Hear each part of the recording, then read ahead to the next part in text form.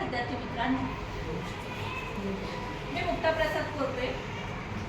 आज आपण विज्ञानाचा एक प्रयोग पाहणार आहोत। दिलेल्या द्रावणातील आम्ल आणि आम्लारी ओळखणे हा प्रयोग आपण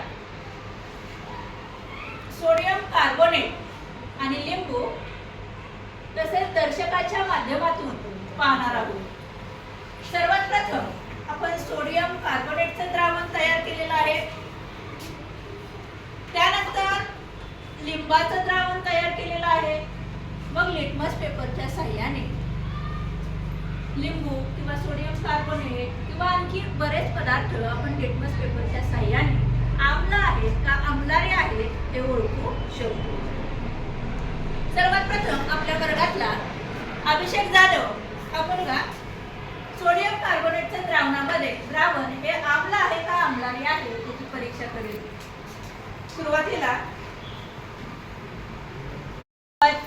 सोडियम कार्बोनेटच्या द्रावणामध्ये निळा लिटमस मध्ये काय बदल होतो ते आपण पाहूया। त्याच्यामध्ये बोलू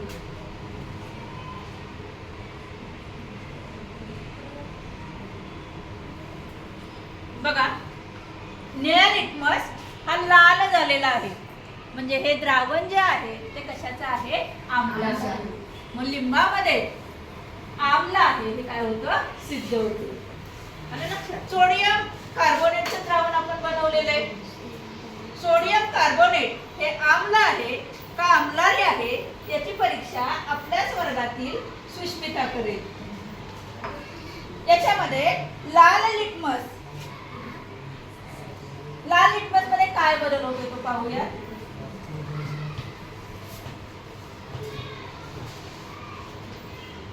बघा, लाल लिटमस काय झालेलं आहे, निळा झालेला आहे, म्हणजे सोडियम कार्बोनेट काय आहे, आम्लारी आहे। आता त्यामध्ये निळा लिटमस मध्ये काय बदल होते बघूया। आम्लारी मध्ये निळा लिटमस निळाच राहतो, त्याच्यामध्ये कुठलाही बदल झालेला आपल्याला पाहायला मिळत नाही। तसेच आम्लामध्ये सुद्धा निळा लिटमस मध्ये काय बदल होते, लाल लिटमस मध्ये काय बदल होते तो बघू।